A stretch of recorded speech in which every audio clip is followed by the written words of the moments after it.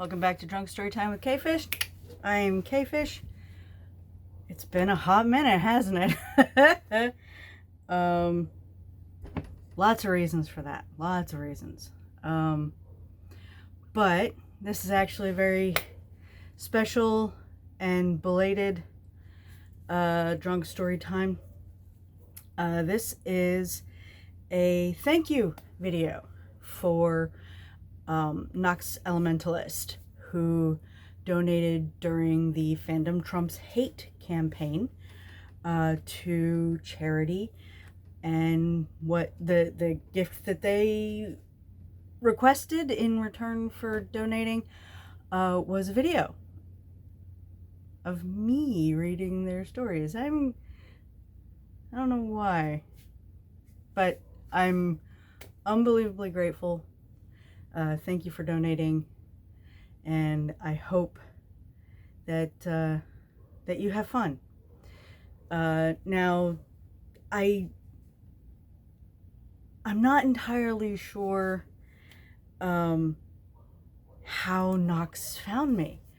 It's a funny story because, you know, as the bidding opened, I think I was having a very, very bad week that week. And so it was one of those things where, like, my self-esteem was like super, super low. And so I'm watching bidding on, I had, oh, hang on. I don't know what that was, but I guess it didn't break. I'll be drinking Verdi Sparkletini tonight. And I'll be honest, I actually have not had anything substantial to drink for a good while. I think I had a couple beers a few weeks ago when I was at my mother's house during the Hurricane Ian. My kids and I had to... Ooh, it's fizzy. Which I got that impression from Sparkletini, but I didn't realize it was going to be that fizzy. We evacuated to my mother's house during Hurricane Ian a few weeks ago, and I had a couple beers, but other than that, I actually haven't, so...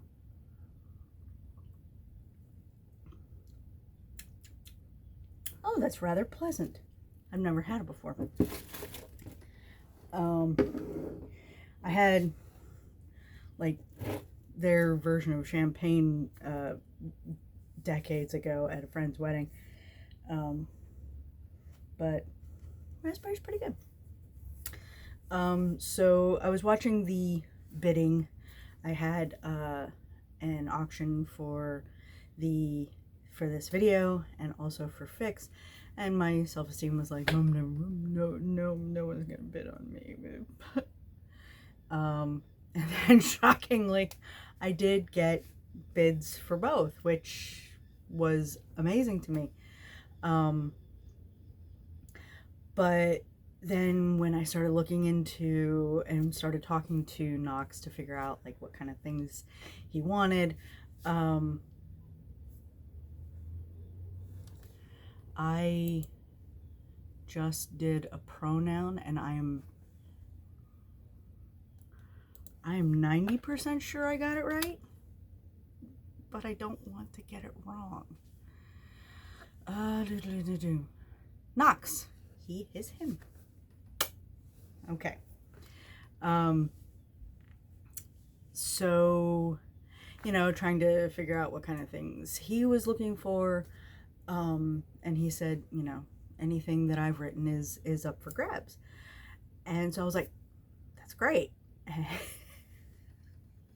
And then I went to his AO3 listings, and Good Omens isn't listed, which is, other than, I think, one original, like, that wasn't to do with any fandom, I think one Star Wars, and I think one Marvel. I've only ever read Good Omens. And so I was like, oh no. And, you know, and I kind of, and I let him know, I was like, you know, I don't know any of these fandoms, but I will do my best. So I did pick out a few. I haven't read anything yet. I do prefer to read blind. I don't know. I honestly don't remember what fandoms I picked in these listings, but I picked out some that were like appropriately lengthed.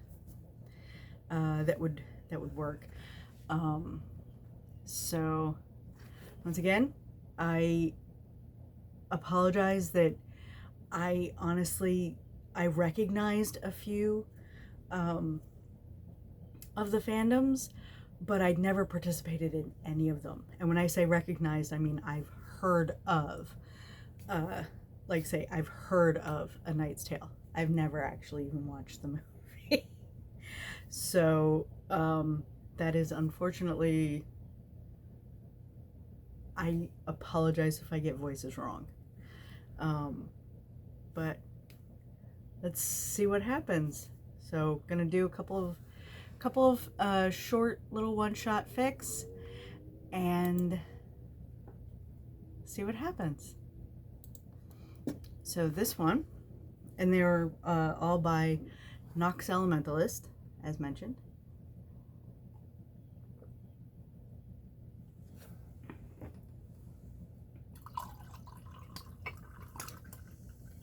This doesn't even taste like alcohol. It just tastes like soda. That's dangerous. Not gonna lie, that's dangerous.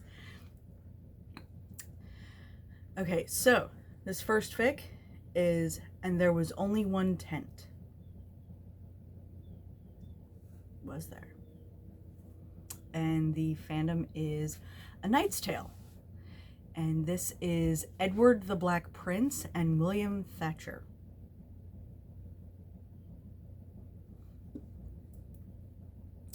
General audience rating. Okay, so this is set in the movie after the pairing's first meeting at the tournament of, oh gosh, Lannister Marn. And also before anyone asks, yes, Edward's seeking of a spiritual dispensation from the Pope is actually historically true. And will make sense in context.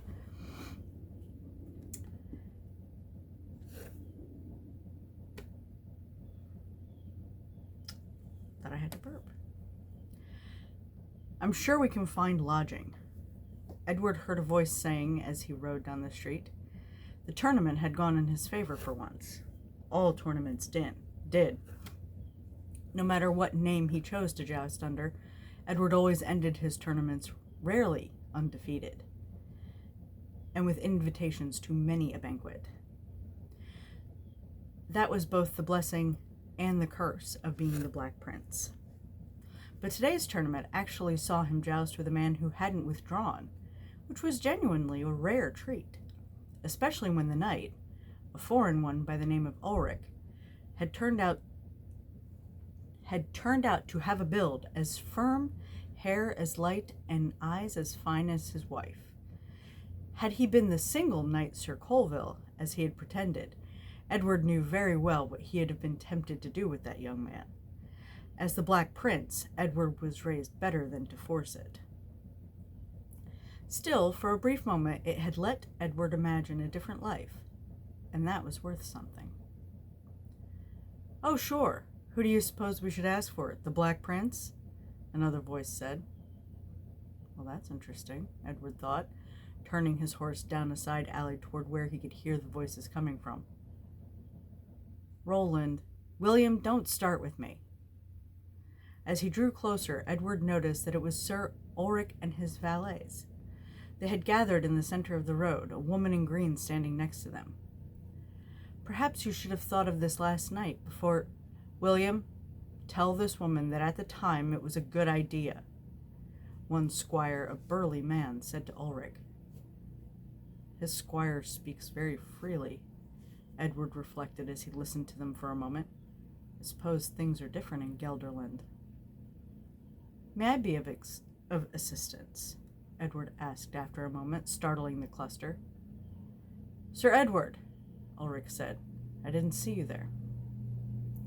Sir Ulrich, Edward replied. I heard my name mentioned. Is everything all right? Oh, yes, it is, Sir Ulrich said after a moment. We were merely discussing our lodging, as it appears my tent has been permanently dismantled. I see. If it helps, you're more than welcome to stay in my tent, Edward said casually. But I warn you, I only have one bed. My own squires are lodging at the Ploughman's Blade, which they said has room for more. I would hardly want to impose. Will Sir Ulrich accepts, the burly squire said. We shall go lodge at the Ploughman's, if they haven't run out of room, and find you a new tent by morning. Excellent, Edward said. Sir Ulrich, if you care to ride with me to my tent, then. Sir Ulrich sighed. Very well, he muttered. Hand me my horse.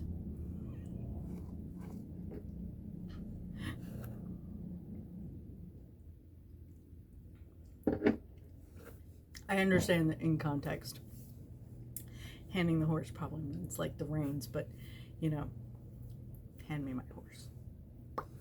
Here's your horse.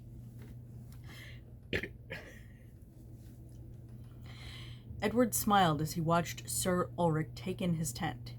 It was perhaps not as gaudy as his battlefield one. It was in his colors, but was of a smaller size, its canvas a bit more faded. I like the bed curtains, Ulrich said after a moment. Should probably work on getting those.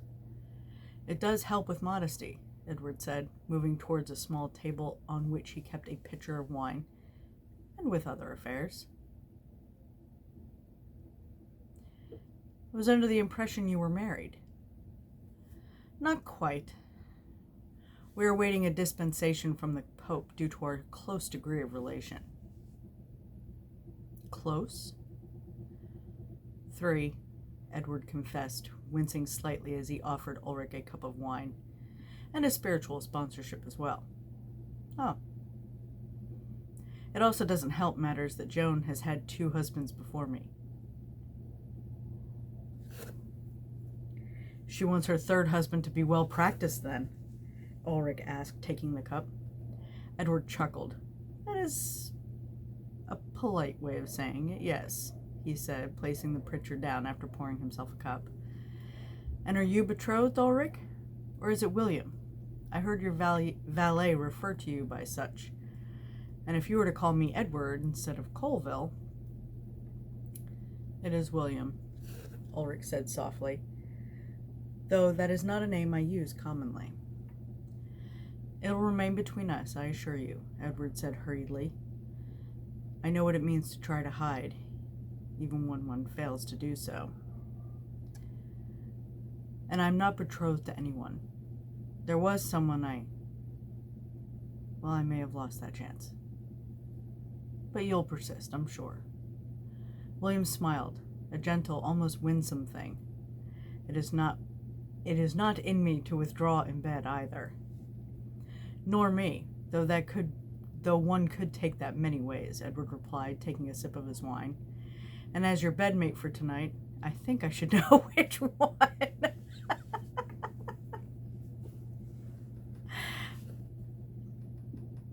That's funny.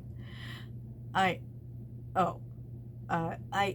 meant only that I take the bad and the good together when it comes to love. Very wise.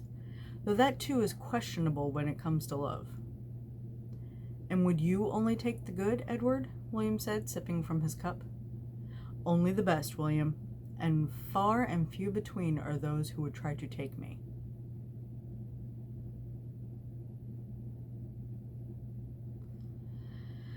William choked. This wine must be strong, he said, coughing. I can't seem to speak tonight. Edward laughed. Well, then let us not speak, he said, placing his cup on a table. But act. Damn! I haven't even been drinking that much and I'm already spilling. That's forward. Well done.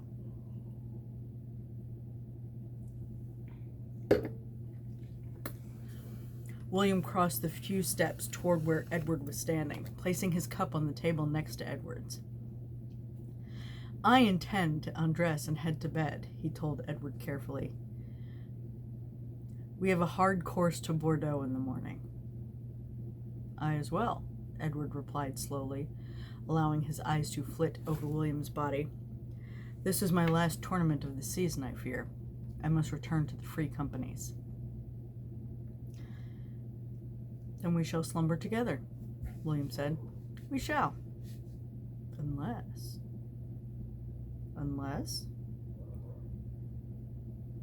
Unless there's something else? Is there something else? Edward chuckled. You two must be of an ancient royal line if we are so politely stalemated.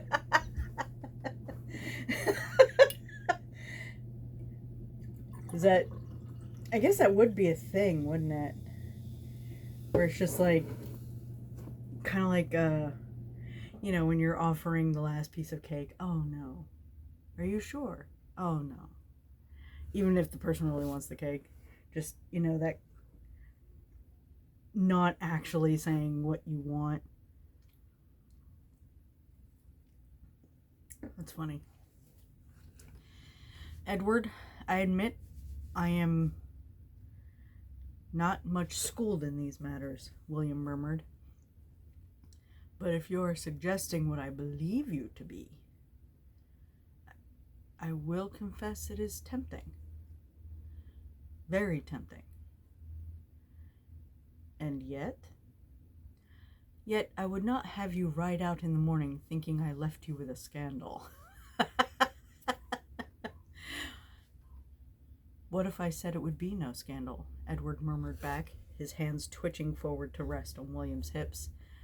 But a pleasure, a memory to warm me, told to none. Would you take such tutoring from me then? Yes, I would accept such schooling, William said, leaning forward. I promise I shall be a most attentive teacher, Edward whispered, taking one small step before tilting his head to kiss William. His lips tasted of red wine, rich and full, and Edward sighed contentedly as William began to kiss him back, to pull and slide hands under Edward's shirt. Oh, yes, Edward thought idly. A most excellent tourney indeed.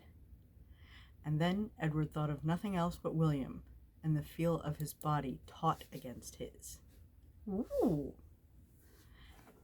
That's quite a trophy you got from that tournament. I like that. That was sweet. So much, maybe, unless. It was fun. Okay, let me see what's next here.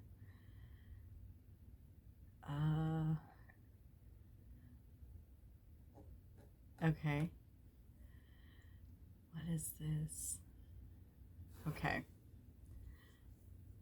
So the next one that I have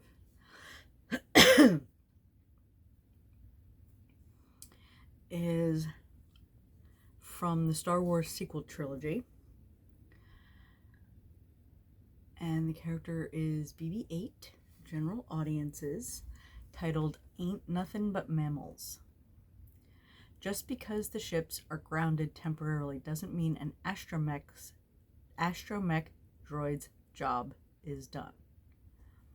Set after the rise of Skywalker,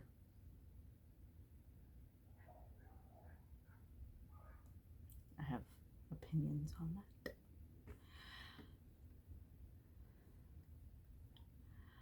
Okay. The resistance party on Agen Kloss was the loudest, most boisterous any had seen since the Battle of Endor.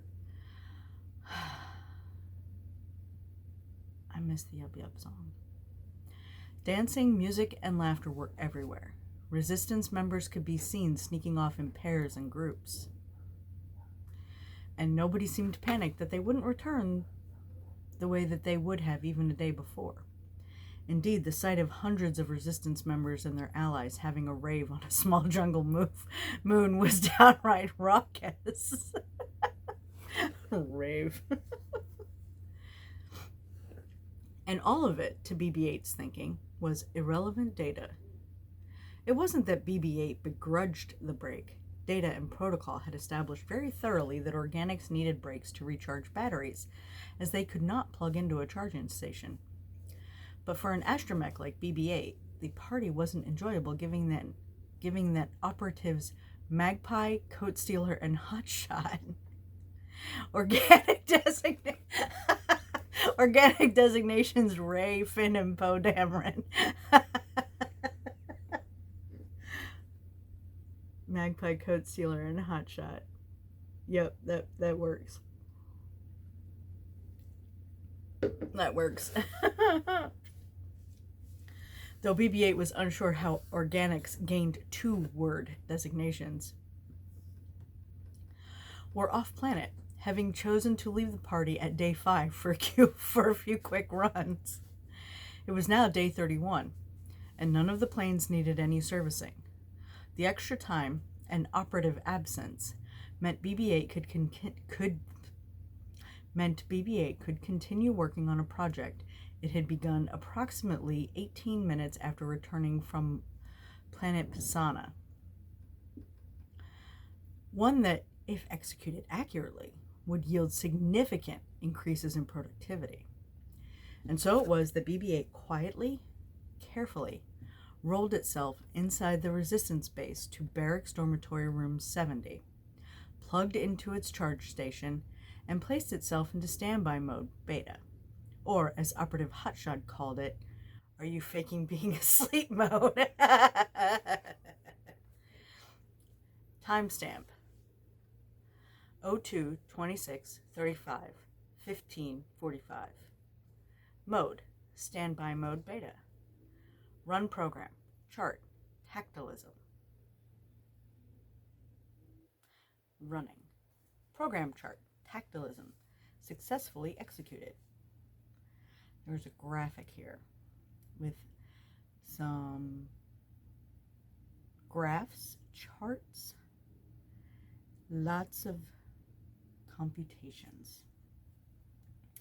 From BB-8's perspective, its internal monitor projected a matrix web akin to what organics referred to as a spider web, with vertices designated for operatives Magpie, Coat Stealer, and Hotshot, along with operatives HRH, Organic Designation General Leia, okay, Her Royal Highness, Smug King, Organic Designation Han Solo, Desert Bird, Organic Designation Jedi Master Luke Skywalker, Fuzzy Tree, Organic Designation Chewbacca, Flower Mech, Organic Designation Rose, and Timeout. Dude! Organic Designation Kylo Ben Ren. Yeah, you get a timeout.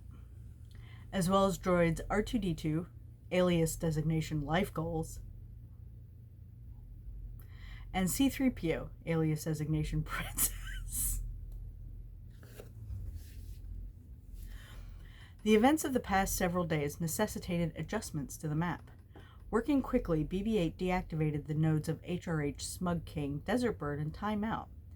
It had been...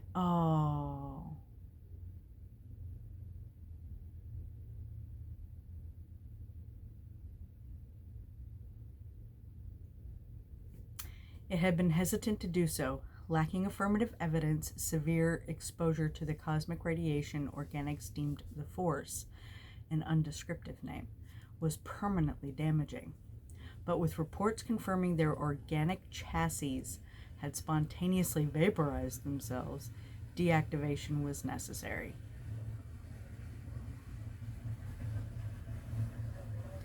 Next came altering assignment lines. BB-8 did not hesitate to turn Fuzzy Tree's node yellow, adding an annotation of temporarily claimed by Maz Kanata. She likes that Wookiee. Or in likewise switching life goals and Princess from yellow to red, annotation done deal. These were significantly attested, yet the other designations gave BB-8 pause. It was the pause that had necessitated the chart's creation. Data reports from primary sources had indicated Magpie and Coat Stealer developing an assignment. Oh, done deal. I get it now. Okay.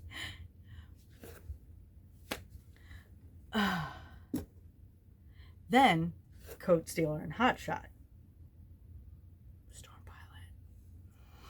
Then, Hotshot and Magpie. Then, upon the addition of the designation Flower Mech, all three nodes seemed to indicate developing assignments, both with each other and then Flower Mech. BB-8 was sure only active death had prevented a similar outcome with timeout, which would have resulted in a pentagonal star assignment that BB-8 had estimated had only a mere 14% likelihood of success. I don't know that Hotshot or Coat Stealer would have let timeout into that. Current preliminary evidence suggested that the arrival of Kef beer units, and in particular lead unit Jana, operative designation to be determined, might also cause such an assignment, though with a higher success rate of 45%. Oh, is that... I don't remember. BB-8 was an astromech, a competent one. Astromechs worked to ensure operatives working at 100%. A 45% array was inexcusable.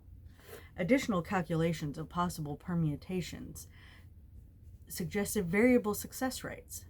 The highest currently suggested was long-term assignment between Hotshot and Coat Stealer, prompting BB-8 to sigh in annoyance at operative Hotshot's apparent mammalian standards, as organic coat stealing was akin to chassis refinishing and thus should have been inexcusable, along with another long term between Flower Mech and Magpie, more understandable given their shared intellectual knowledge of mechanical aircraft. That result, though, yielded a 66% success rate, which was above passing but far from satisfactory. More data must be gathered, BB-8 sighed to itself. It was just about to begin preparations for such gathering when its antenna picked up a signal from the airspace above the moon. Grabbing it, BB-8 decoded the signal to find it contained a message. Hey, BB-8, sorry we're late, buddy. We had Jedi stuff to do. Meet us at the air tracks in 10, Poe. BB-8 hurriedly unplugged, shifting to mode active and away. Alias designation, book it. The tracks weren't far, but the partying meant a few extra minutes were needed for prompt arrival. Data collection development plans for Phase 2 will have to wait, BB-8 thought to itself, before hurriedly zooming down the halls. It had operatives to ascertain the functionality of. Ah, it was adorable. I love it. That was so cute. That was so cute.